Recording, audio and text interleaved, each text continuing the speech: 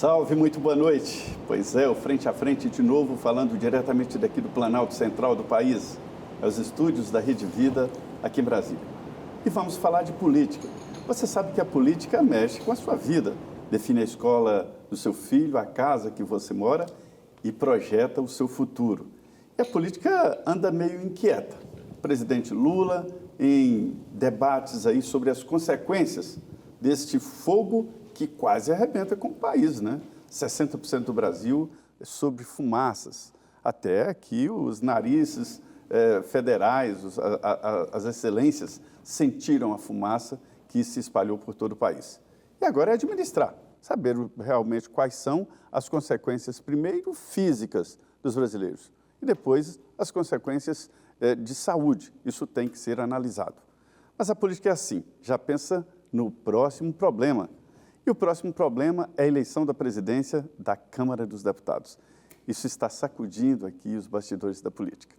Pois é, nós estamos com a deputada Carol D'Artora, ela é do PT do Paraná. Será uma conversa muito boa hoje aqui. Boa noite, deputada. Obrigado por estar aqui nos estúdios da Rede Vida. Boa noite, muito obrigada. Eu que fico feliz de receber esse convite, de participar desse diálogo que é tão direto com a população que assiste. Então, muito obrigada. Uma professora, né, Denise? Boa noite, Denise. Isso. Boa noite, Zé Maria. Boa noite, deputada. Muito obrigada por ter aceito o nosso convite. E você que está chegando aqui na Rede Vida para essa conversa, esse bate-papo tão bom. A deputada Carol D'Artora é professora de História. Ela tem 41 anos, é de Curitiba, já foi vereadora e agora está no seu primeiro mandato de deputada federal. Foi a primeira vereadora negra e a primeira deputada federal negra eleita pelo Paraná. Deputada, eu vou começar entrando logo nessa questão de gênero e nessa questão racial, porque as mulheres hoje no Brasil ainda têm uma série de obstáculos a percorrer. Nós tivemos esse caso envolvendo o ministro Silvio Almeida, que chocou o Brasil, porque o ministro dos Direitos Humanos, né, e envolvendo inclusive uma outra ministra, né, que também, sim, a ministra Aniele, que a gente tem sempre as melhores referências, ela jamais contaria uma mentira em relação a um caso como esse. Eu queria saber como é que a senhora e a bancada feminina da Câmara está avaliando essa situação e o que pode ser feito, além do que já foi, né? Porque ele, sim, perdeu o cargo, foi demitido. Perdeu, enfim, o cargo, foi demitido e vai ser investigado, devidamente investigado.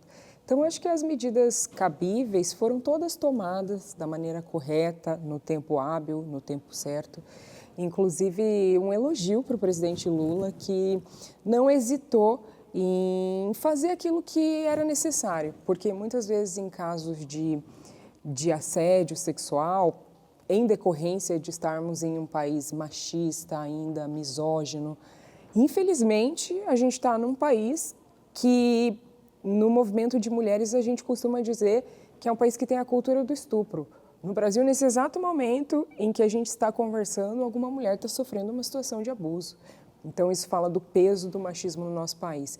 E muitas situações de assédio como essa, muito mais em se tratando de pessoas em espaço de poder, homens em espaço de poder, muitas situações como essa ficam impunes. Então, a gente comemora muito assim, que o presidente Lula tenha tido essa sensibilidade, apesar de ter sido uma decepção e uma frustração muito grande para todos nós, pessoas negras, e não só, todo mundo que, enfim, acredita na pasta que o ministro Silvio ocupava, né, pasta de direitos humanos, todo mundo que acredita nos direitos humanos, todas as pessoas que se sentiam representadas na figura desse ministro, estão profundamente tristes, a gente está triste e sentindo muita decepção, porque são tão poucos representantes negros que a gente tem. Então, os que a gente tem muito carinho, mas a gente também não pode tapar os olhos para essa realidade do machismo no Brasil. Tem uma produção assim, literária que não condiz com isso e, aliás, é boa, deve continuar sendo lida. Então, mas, pelo que a senhora está falando aí, a senhora está convencida de que realmente aconteceu. Eu acredito na palavra da ministra que diz que sofreu assédio. Então, a partir de agora, essa situação vai ser devidamente investigada. E aí a gente vai ter a comprovação dos fatos, sim ou não. Então, eu não vou me colocar para invalidar a palavra de uma mulher. Se ela está dizendo que isso aconteceu, eu confio na palavra dela. A gente tem, no Brasil, infelizmente, muitas situações em que a mulher ainda é revitimizada, porque quando ela acusa o assediador, ela entra num campo de ser questionada. Ser julgada. De ser julgada. Então, eu acredito... Onde está o limite, deputada? Porque muito se discute, não foi uma brincadeira, eu sou assim e tal.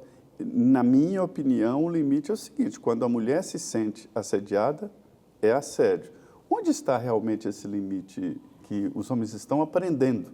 Porque, como a senhora disse, eu concordo, há uma cultura que deve ser mudada, né? Tem que ser transformada. Bom, primeiro eu só queria acrescentar que o fato do Silvio ser acadêmico não invalida ele ser homem no Brasil. Então, sim, a produção acadêmica dele não se diminui por esse erro que, eventualmente, ele tenha cometido. Mas lembrar aqui que a gente tem que olhar as coisas dessa maneira, né? Não é porque a pessoa é um professor, não é porque a pessoa é um escritor, não é porque a pessoa é um político que ela não reproduz essa estrutura misógina e a realidade dos assédios no Brasil é muito grande, e isso em todos os espaços. Então, não importa em todas que uma as classes pessoa, sociais em também, todas né? as Não classes tem, sociais, não não dá para relativizar em detrimento da pessoa ter estudo ou não, ter uma condição financeira ou não. Então, acho que a gente tem que evidenciar isso, né? Hoje eu estou num espaço que é um espaço de deputados federais, é um espaço do Congresso. Eu costumo dizer que, apesar da política ser uma palavra e acontecem feminina, situações de assédio. E é um local muito masculinizado. Sim. As mulheres se vestem de uma forma muito mais masculina, talvez até temendo qualquer julgamento. Eu tenho percebido isso. Para se proteger, chega no momento que você vê que precisa se proteger. São olhares, são comentários. Então, essa violência machista, ela não se dá só num ato de um assédio mesmo, e você perguntou qual é o limite. O limite é você invadir o corpo do outro. O limite é você, exatamente, invadir o espaço do outro sem que você seja convidado. Então, esse é o limite. E não é não, que é o que a gente costuma dizer no movimento feminista. Não é não. Depois do não é violência. Eu queria saber também, porque a deputada, ela também atua demais na área de educação. E como professora, ela já viu muita coisa nas escolas brasileiras, especialmente a escola pública. Deputada, o que é preciso, quais são os projetos aí que a gente pode ter, que a senhora mesma é autora de alguns, em relação a essa questão voltada à educação, que a gente sabe que é um problema do país. A gente não tem ali uma educação que dê para a pessoa chegar, né, todo mundo chegar ali nas mesmas condições para disputar um emprego, para uma prova. O que falta? Porque não é só salário, né? Você pergunta em relação à qualidade da educação? A qualidade da educação. Para que a gente possa... Porque a gente teve um momento que parece que colocaram as crianças na escola, mas faltou dar qualidade. Foi o melhor programa, Todos na Escola, do Paulo Renato. Foi, do Paulo Renato Souza. E depois não Souza. deram o passo seguinte. E aí faltou, né, botar qualidade nesse processo. Como é que a senhora avalia hoje? A senhora que acompanha essa área como ninguém, é professora já há tantos anos. Sim. Eu acredito muito na educação como um instrumento humano e transformador, né? O ser humano, ele aprende e ensina. Então, a educação é essa coisa brilhante que nos dá a condição de sermos seres humanos. Porque sem a condição de aprender e sem a condição de educar, aonde a humanidade estaria? Então, a educação é esse instrumento brilhante, maravilhoso e direito fundamental, de acordo com a nossa Constituição, com a Constituição brasileira e com a Constituição de tantos outros países. Educação é direito fundamental. Então, como uma educadora, professora... Direito e um dever do Estado. Tá na apaixonada pela educação, eu entendo que, infelizmente, esse nosso direito à educação e dever do Estado, ele ainda não é totalmente garantido de forma igualitária para todas as pessoas, porque a gente vive num país de desigualdades e assimetrias sociais gigantescas. Então, se a gente olhar para a educação, por que hoje a gente não pode afirmar que a educação do Brasil é uma educação de excelente qualidade? Por que a gente não pode fazer essa afirmação? A gente não pode ainda efetivamente fazer essa afirmação porque a gente vem de uma história de um país que se estabeleceu, que começou à base da invasão e da exploração. Então, a gente teve aqui a invasão dos povos originários, dos povos indígenas, depois o primeiro modelo de trabalho, modelo econômico que foi implantado aqui, foi a escravização. E milhões de pessoas negras foram trazidas por séculos para o Brasil, ao passo que o Brasil é um país 56% negro. Quando a gente teve uma coisa que se chamou abolição e que a gente disse que foi uma abolição inacabada, porque não garantiu efetivamente direitos fundamentais para a população negra, ali começou mais um problema para a educação do nosso país. As pessoas negras foram proibidas de ter educação formal, foram proibidas de ir para a escola. A senhora, inclusive... Ali a gente começou um problema. Nós vamos falar sobre cotas raciais, que é o início do debate, é exatamente esse, né? Mas ainda voltando à qualidade do ensino. Eu li um estudo do IPEA muito importante, em que um diretor do IPEA pega todos os dados de educação no Brasil, o melhor IDEB e o pior, e visitou todas as escolas, as melhores e as piores, para entender, né? Sim. E ele viu que, por exemplo, escolas no interior do Ceará iguais, públicas, no interior do Ceará, e os alunos têm a mesma qualidade de escolas de ricos que pagam 7, 8 mil reais em São Paulo e Rio de Janeiro. Aí ele foi lá saber. E aí ele estudou e viu que há um comprometimento de toda a escola, né? Benefício para a escola que tem notas melhores no IDEB. É claro que o salário, sim, mas não é o maior salário do Brasil. E, principalmente, ensinou os alunos a responderem as questões do IDEB. Não é antiético, porque não houve vazamento de provas, né? Sim. E outra coisa, que o melhor ensino do Brasil... ele está no mesmo patamar do pior ensino na Inglaterra, por exemplo. Então, um filho de um trabalhador braçal na Inglaterra tem a mesma qualidade de ensino de que um filho da classe alta no Brasil. Então, esse estudo do IPEA é muito importante, que mostra a desigualdade. Existem excelências de ensino no Brasil, mas são ilhas, né? Sim. Como aplicar, deputada, isso nacionalmente? Um ministro da Educação do Ceará já não foi suficiente, não está resolvendo. Foi bom você falar sobre essa avaliação, porque era no ponto que eu queria chegar, né? A educação é incorreto você acreditar que a educação ela só se faz se você tiver as melhores condições, se você tiver a melhor condição financeira, a melhor tecnologia na escola. Melhor salário. O melhor salário. É incorreto você acreditar que a educação só se faz a partir daí. A educação é, como disse, se fazer humano. Então, se há comprometimento, se há desejo, você projeto tem... a longo prazo. Como ter uma excelente educação. Se hoje, eu sou uma defensora, né, do meio ambiente e amo muito as condições que a natureza nos dá. Se hoje a gente se colocar para ensinar uma criança através da natureza, sem nenhum outro instrumento como um computador, a gente tem condições de garantir uma educação de qualidade. Então, por que a educação no Brasil ainda é tão desigual? Por que a gente tem bolhas de excelência? Por que a gente tem essa desigualdade na educação? Porque a educação que é oferecida hoje, ela está sendo precarizada constantemente. Começa na precarização das condições de trabalho do professor. E lembrar que a maior parte da categoria da educação é composta por mulheres. Então, se soma a isso a desigualdade de gênero. É por isso que as trabalhadoras da educação têm tão baixos salários. Eu fico pensando que se fosse uma categoria composta por homens, com certeza os salários não seriam tão baixos. Essa é uma primeira coisa, né? A desvalorização do profissional da educação. A desvalorização do indivíduo a que a educação se dedica. Então, se você pegar a escola pública, a quem é ofertada a escola pública? A educação pública é ofertada a adolescentes de periferia, crianças pobres, meninas pobres, crianças negras.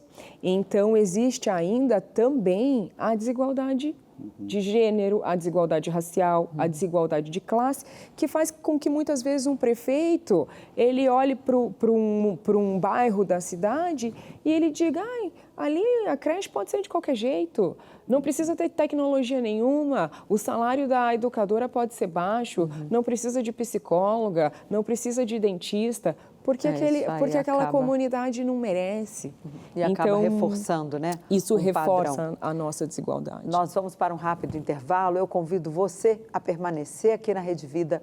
Nós voltamos em 2 minutos com a deputada Carol D'Artora, ela que é do PT do Paraná. Voltamos em 2 minutos. Olá, muito boa noite. Estamos de volta para o segundo bloco do Frente a Frente, que recebe hoje a deputada Carol D'Artora, ela que é do PT do Paraná.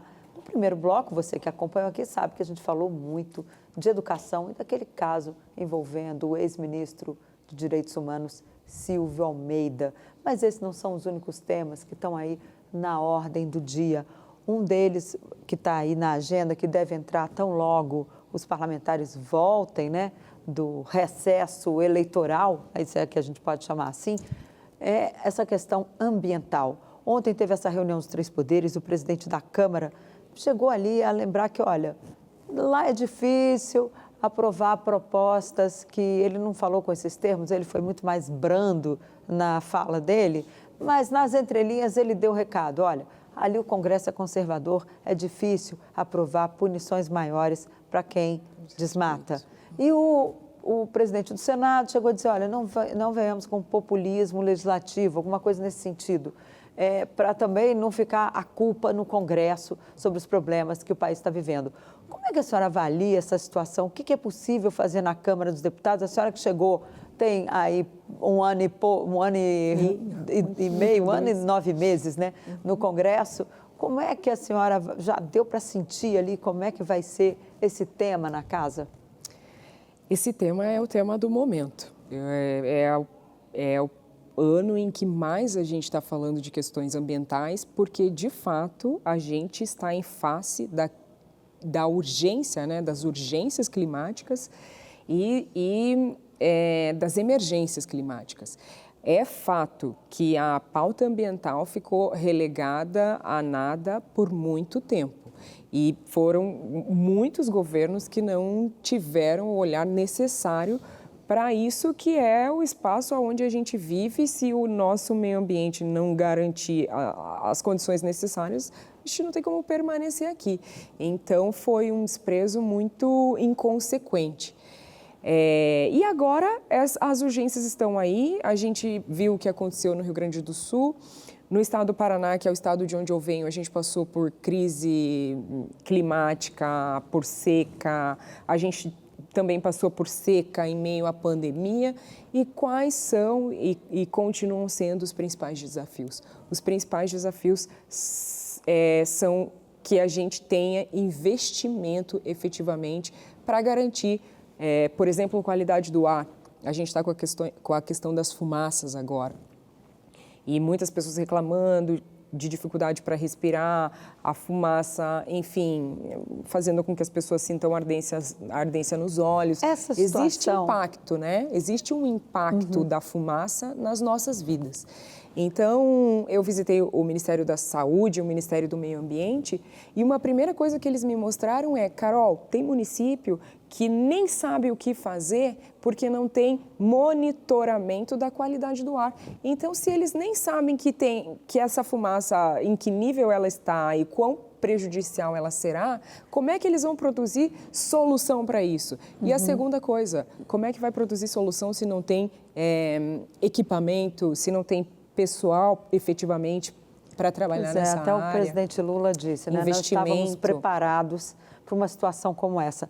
Agora, o grau de fumaça que chegou, né, a qualidade do ar está péssima em várias cidades brasileiras. São Paulo teve a pior qualidade do ar do mundo. Brasília, esses dias, também tem registrado, também. E aqui, que é aberto, né, que enfim, nós estamos no Planalto Central, muito vento, o clima aqui é bom, nunca foi assim, esse extremo. Pouco seco, né? Mas nunca chegou nesse nível, com todos esses incêndios. Essa gravidade, ela vai ajudar o Congresso a punir os criminosos ambientais? Pressiona bastante. É possível que isso... É possível. Eu espero que não seja em face da gravidade aquele corre-corre de a gente agora entendeu que é importante e depois não aconteça muita coisa. Mas como os impactos têm sido muito pesados e reais, eu acredito que por um bom tempo a gente ainda vai entrar numa crescente dos investimentos e de uma preocupação real com as questões do meio ambiente. Agora, deputada, a senhora está colocando como se houvesse mesmo um exército de incendiários, de pessoas conspirando contra o Brasil. Existe mesmo isso? A senhora tem evidências disso? Eu não falei que existe um exército de incendiários, mas hoje tem incendiários. E existem bancadas. Existem bancadas. Bancada do fogo? Bancada do dá para dizer, dá para reunir uns ali e dizer, esses aqui poderiam ser da bancada do fogo. Que não tem o olhar de que esses incêndios são prejuízo para as pessoas, são um prejuízo para a natureza. Existe lobby, né, de alguns, existe interesse de alguns. Realmente, ainda há uma venda sobre a sustentabilidade do nosso planeta. Esse planeta, ele precisa, para garantir a nossa existência aqui, a gente precisa garantir essa sustentabilidade. E alguns ainda têm uma visão de curto prazo, uma visão mais preocupada com o que se pode ganhar agora, uma visão mais preocupada preocupada muito mais com o que eu posso ganhar com dinheiro do que preocupada com o futuro. Da humanidade. O Brasil é um país que está no topo do mundo aí na produção agropecuária, né? Representa hoje a nossa economia 40% da nossa economia. Isso é muito, né? É a grande âncora. O Brasil basicamente se sustenta na produção agrícola, agropecuária, minério, né, gás natural e petróleo. Essa é a base do Brasil. Acabou aquele tempo de indústria, montadora de automóveis que empregavam, já não empregam mais tanta gente assim, muito automatizada. E o meio ambiente, a preservação, vamos dizer assim, esse conceito virou um aditivo muito grande para os produtos agrícolas.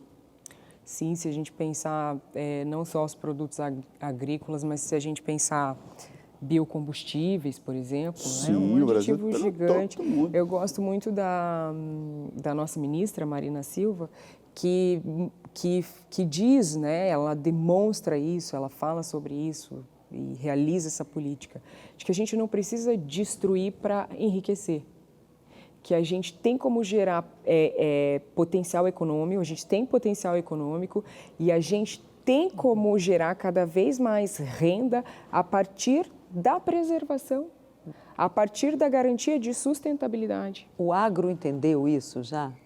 Parte do agro entendeu, não dá para dizer que não. No Congresso, os deputados do agronegócio, eles entenderam? O agro que entendeu, mas existe o agro que não entendeu. Mas existe, por exemplo, eu conheci um programa, o ABC, né, Agricultura Baixo Carbono, por exemplo, sim, que é uma demonstração, e é um projeto do agro, né? Real, demonstração né? real de que eles estão preocupados com isso. Hoje, essa reputação vale dinheiro. Hoje a gente consegue gerar valor a partir de iniciativas como essa, né?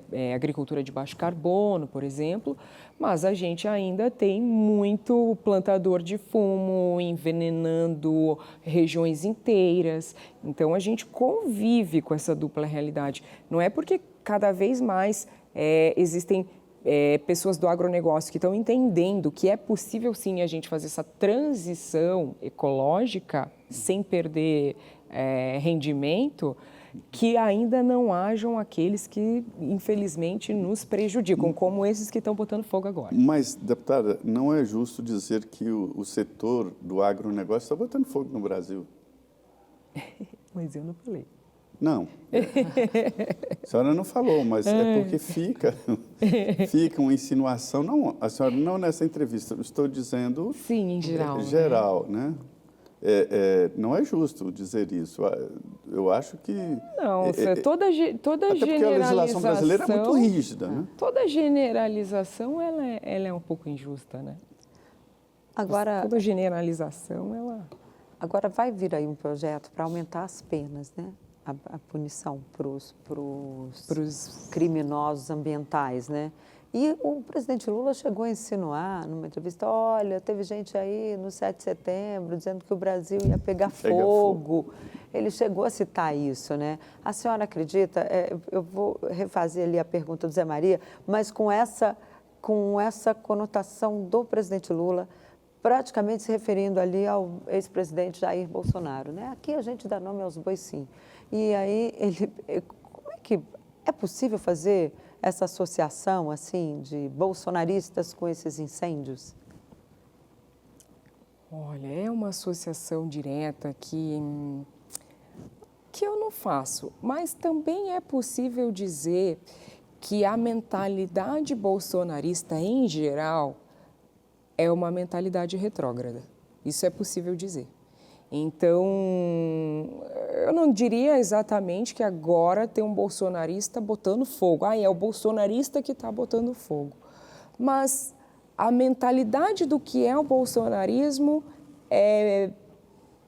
o bolsonarismo como mentalidade, ele permite sim que alguém tenha atitudes como essa. Porque o que a gente ouve dos bolsonaristas é, olha, a floresta está queimando tanto quanto queimou lá em 2022 no governo 2021 Sim. no governo do Bolsonaro. É muito ruim, eu acho ruim que a gente caia num jogo de dizer, quem está incendiando é bolsonarista, quem está defendendo é lulista, ou vice-versa. Mas a gente vê o próprio governo tentando fazer isso, real. Né? Porque isso não vai resolver o problema, que é um problema real. Queimando, porque as coisas queimando de fato, né? Porque a situação não está fácil, você que está aí na sua casa, se cuide, né, Zé Maria? É um debate que vai se prolongar, ainda não acabou a crise ainda está em andamento. Veja, minha voz está até meio carraspenta, exatamente por conta do ar aqui em Brasília. A umidade do ar aqui em Brasília chegou a 7%, isso é a umidade relativa do ar de deserto, para vocês terem uma ideia. Houve interrupção de aulas aqui em Brasília, então a situação não está boa aqui no Planalto Central. Nós estamos aqui num dos maiores biomas, né, que é o Cerrado, um bioma muito importante, embora pareça que não é uma floresta, mas é uma floresta com as suas características especiais. Nós vamos agora no intervalo de mais 2 minutos aqui, estaremos de volta aqui no Frente a Frente. Salve, muito boa noite, conversa boa aqui no Frente a Frente. Nós estamos falando mais uma vez de política e, olha, é muito bom porque isso define toda a sua vida, né?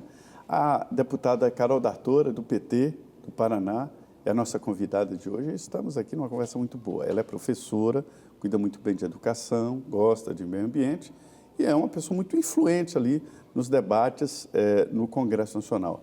Deputada, eu disse aqui que os bastidores da política hoje são tomados por poder, que onde há poder há disputa, presidência da Câmara. A senhora já tem um candidato? Eu tenho um candidato. Mas é segredo. É segredo. É segredo e está em discussão nas bancadas, né? O PT também está nesse segredo, né, deputada? O PT está, a gente está discutindo na bancada. Por que está tão difícil revelar e falar claramente sobre o presidente da casa que a senhora faz parte? Está um pouco difícil porque o presidente Lula se colocou numa postura de não apresentar, de não apoiar diretamente um candidato, porque não queria influenciar na casa. O candidato que tudo indicava que seria o candidato do atual presidente da Câmara, Arthur Lira, não será mais, porque se percebeu que a maior parte da Câmara não tem um apreço por esse possível... Não seria um consenso, que seria o possível, então, seria o Elmar consenso. Nascimento, que era o que ele queria indicar antes, que é o líder do União Brasil da Bahia. E aí ele acabou acenando para Você viu que pode falar todos os nomes. Para um outro CPF, nome. É que eu estou nesse momento numa posição nomes, em a gente que fala, estão pode pedindo deixar. meu voto. A gente só vai colocar, a senhora dá o perfil, a gente fala o nome. Vamos brincar de perfil aqui. Aí vai ficar tudo mesmo no final do ano. Então, eu sou da bancada do PT, né? Na bancada do PT, a gente tem 2 nomes em discussão. Parte da bancada entende que um nome seria muito mais fácil da gente trabalhar nesses próximos anos, que é um nome que tem muito mais alinhamento com o governo, mesmo não sendo um nome do nosso partido. Então, existe uma parte dos deputados do PT que acreditam que tem que ser um nome e uma outra parte que acredita que tem que ser outro. E o que eu pude perceber também, eu tenho pouco tempo de casa, né? Indo para 2 anos, né? Indo para o 2º ano do meu mandato aqui na Câmara, meu primeiro mandato.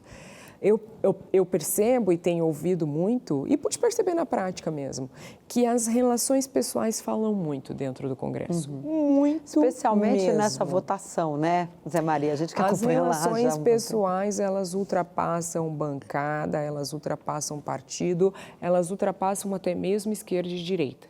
Então, é preciso ter prudência para apontar um nome traduzir o que é relação para você pessoal não criar na um Câmara, problema. Né? Não é relação de amizade. O deputado não vira massa de manobra, ele vota pelos interesses próprios, no seu quadrado. E o que eu vou ganhar nisso? Né? Exatamente. Essas são as relações que são traçadas lá. Exato. A gente precisa ter uma capacidade de articulação dentro da Câmara. E o presidente da Câmara tem papel fundamental nisso. Um exemplo, tenho inúmeras críticas, assim como, enfim, né, são tantas críticas para o atual presidente da Câmara, mas com relação, por exemplo, à bancada negra, à bancada de mulheres, a gente tem que admitir que ele teve uma boa abertura. É a primeira vez na história que a Câmara de Deputados tem uma bancada negra. Isso é um ganho, isso é uma transformação. Ou seja, ele teve sensibilidade, né? Para determinadas pautas. A bancada negra sempre teve, talvez não tenha a frente parlamentar, não tinha, né? Não existia. Bancada, mesmo igual tem a bancada feminina, negra, uma coordenação, exato, né, da bancada institucionalmente. negra. A gente passou a ter uma bancada negra, a gente não tinha isso, a bancada negra não era institucionalizada. É diferente de uma frente. Eu me lembro que, por acaso, que colocaram o Adão Preto na bancada negra, que era um deputado branco, só tinha nome preto, por isso que eu me lembrei. É que a gente não tinha ela institucionalizada. O que muda com a institucionalização e por que é um ganho tão grande que a gente comemora muito no movimento negro? Porque essa bancada ela pode ser representada nas decisões da Câmara, ela tem uma representação nas reuniões da mesa diretora, nas reuniões para definir o que será a pauta, tem voz garantida. É uma subrepresentação muito grande, né, deputada? A mulher é maioria dos eleitores, tem lá o quê? 17%, 18% das cadeiras, né? A senhora acha que deveria obrigatoriamente ter cota de mulheres? Sem dúvida. Mas cotas obrigatoriamente eleito ou do jeito que está cota? Cota no parlamento, de ocupação, como já é em alguns países, porque imagina quanto tempo a gente vai demorar para chegar onde a gente precisa chegar, vai chegar agora, que é a garantia de proporcionar. Não, e a gente nem quer ficar esperando, né? A gente tem países hoje como o México, por exemplo, que já demonstrou a importância de você ter a proporcionalidade das mulheres garantida. São muitos prejuízos, assim, a subrepresentação das mulheres para o país, porque o nosso trabalho é legislativo, a gente está aqui para legislar pelas condições de vida das mulheres, dos trabalhadores, de todas as pessoas. Mas quando você tem essa exclusão tão grande, fica difícil você efetivamente criar soluções para quem você quer atingir. Porque para um homem, vou dar um exemplo bem simples, assim, que eu observo desde que comecei a minha vida efetivamente na política institucional. É difícil ele ter sensibilidade para algumas questões. A Câmara tem pouquíssimos banheiros para as mulheres, por exemplo, simplesmente porque as mulheres não estão lá. Eu vou te dar um dado aqui. Eu cobri a Constituinte. Foi quando eu cheguei aqui para cobrir a Constituinte. Se descobriu que não tinha banheiro feminino no plenário. Então, nem no plenário da Câmara, nem no Senado. Dividiu ali aquele plenário feminino, era um só masculino. E dividiu ali, tiveram que fazer obra. Assim como não tinha acessibilidade. Eu me lembro, isso já há pouquíssimo tempo, há 4 anos atrás. Escada para chegar, chegar na tribuna. Para chegar na tribuna da Câmara era só Mara escada, Gabrilli não falou tinha, que não tinha acessibilidade. Aí eu me lembro desse diálogo. A Mara Gabrilli, que é tetraplégica, hoje senadora, né? Ela era deputada, ela reclamou, sabe o que falaram para ela? Mas você quer assumir a presidência da Câmara alguma vez? A temperatura média do ar-condicionado da Câmara é baseada na temperatura média do corpo do homem. O homem sente muito mais calor que a mulher. Eu não aguento de frio. Não aguenta ficar. Eu não aguento de frio no plenário. E já fiz essa reclamação e aí me orientaram a ficar de muita roupa. Arrumar um blazer, né? Mas agora, deputada, eu queria saber... Em todo lugar tem essa discussão na Eu queria voltar um pouquinho na questão da presidência. Já tem data para o PT sentar e fazer a sua reunião e escolher o candidato da bancada? Ou isso vai ser só lá para janeiro? Eu acredito que a nossa próxima reunião de bancada vai definir esse nome. A nossa próxima reunião de bancada é semana que vem. Semana que vem? Então teremos um candidato logo? Posso estar enganada. Agora... Mas existe já um movimento bastante grande, assim, que a gente vê um movimento por um nome. Agora, também teve os candidatos Elmar Nascimento e Antônio Brito, que estão lá juntos, né? Fizeram ali uma parceria e estão buscando votos de forma conjunta. Ofereceram para o PT a vice-presidência da Câmara. Isso proposta pode ser né, Denise? Exatamente. Pode ser Obrigada, Zé Maria. Pode ser Isso é a proposta tentadora? Pode ser um fator que mude todo o jogo que estava colocado até agora. Sem dúvida, né? Para apresentar exatamente uma chapa fechada. E também porque é uma das maiores bancadas, né? A bancada do PT é uma das maiores da Câmara. PL, então, né? ela tem... Deputada, nosso tempo está quase se esgotando aqui. Eu queria perguntar sobre um assunto muito atual. Me disseram, deputados colegas da senhora voltando aí, de que esse fenômeno, não do Pablo Marçal, mas dos eleitores do Pablo Marçal, se espalhou pelo país. Então, todo município tem lá o seu Pablo Marçal. Aquela cadeirada muda essa relação de campanha? Acha que pode mudar completamente aí, debates e eleições? As pessoas que fizeram as melhores críticas e que realmente olham para aquilo como um esvaziamento da política, na minha observação, assim, do que eu pude acompanhar, são as mulheres. As mulheres que estão cansadas dessa política violenta, dessa política de homens, dessa política do machismo, de quem grita tem mais poder, de quem fala mais alto manda mais. Quem está cansada disso são as mulheres. Então, a partir das mulheres eu vi críticas contundentes e efetivamente um prejuízo para o candidato, para os candidatos da cadeirada, né? Os que protagonizaram esse fato. O cadeirado e o cadeirador. Para o cadeirado e para o cadeirador, para cada um deles tem muito homem aplaudindo. Então, também lembrar que a gente está nesse lugar, nesse país, nessa sociedade, em que ainda vê e apoia atitudes como aquelas.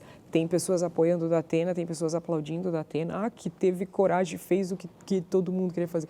E tem pessoas aplaudindo o Marçal. Então, eu não estou aplaudindo ninguém, eu acho isso péssimo, eu estou cansada. Inclusive, sou alguém que trabalha para que a gente tenha uma política mais feminina e com uma preocupação real com a nossa finalidade, que é a vida de cada pessoa. A gente está aqui não é para ficar jogando cadeirada em ninguém, a gente está aqui para propor para a população brasileira. É isso então, deputada, infelizmente. Ainda bem que os bancos lá da Câmara são parafusados. Né? Deus me livre. É verdade, no plenário da Câmara e no plenário do Senado. Lá eles Ninguém sempre consegue foram. arrancar a cadeira ali. Agora eu entendi por que aqueles... Sempre me perguntei por quê. Agora a gente conseguiu entender por que aqueles bancos são parafusados. Imagina, tinha época, né, Zé Maria, você deve lembrar disso, que jogavam um monte de coisa lá das galerias da Câmara. Aí eles fecharam, botaram aquele vidro, Nesse um né, ano. exatamente para evitar que os visitantes jogassem Absurdo. coisas nos deputados. Nesse ano e meio eu já presenciei deputados saindo no tapa, mesmo dentro do plenário, já presenciei um chutando o outro, já presenciei deputado assediando deputada. Então... Ah, é quem? Então... A senhora já foi assediada lá? Se eu já fui assediada do Brasil inteiro. Inclusive lá no plenário, doutor? Dentro do plenário, graças a Deus, não. Mas se eu não aceitava isso dos meus alunos, dos estudantes, se quando uma criança na 5ª série joga uma cadeira uma na outra, a gente orienta e fala que isso é errado, que não é assim que a gente dialoga, que não é assim que a gente expressa os nossos desejos, a nossa vontade. Se a gente faz isso com criança, a gente vai aceitar de adulto? Não dá, né? É difícil. E líderes. Mas é isso então, deputada. Muito obrigada pela sua presença aqui. Já fica o convite para a senhora voltar ao nosso Frente a Frente da Rede Vida. E, né, Zé Maria, nosso programa aqui vai... De tédio a gente não morre, né? Porque a Não. política não deixa, né? É isso. Olha, deputada, muito obrigado por vir aqui aos obrigada. estúdios da Rede Vida. A você que nos acompanhou, muito obrigado e até quarta-feira que vem. É Fiquem com isso, Deus. olha. E a gente está de volta na próxima quarta-feira. E para você que vai ficar aí curtindo o final de semana, que está logo ali com a sua família, não saia aqui da Rede Vida, porque vem aí o Jornal da Vida. E depois sim você vai descansar e curtir aí a sua noite do lado da sua família. Muito obrigada pela companhia e até a semana que vem. Tchau!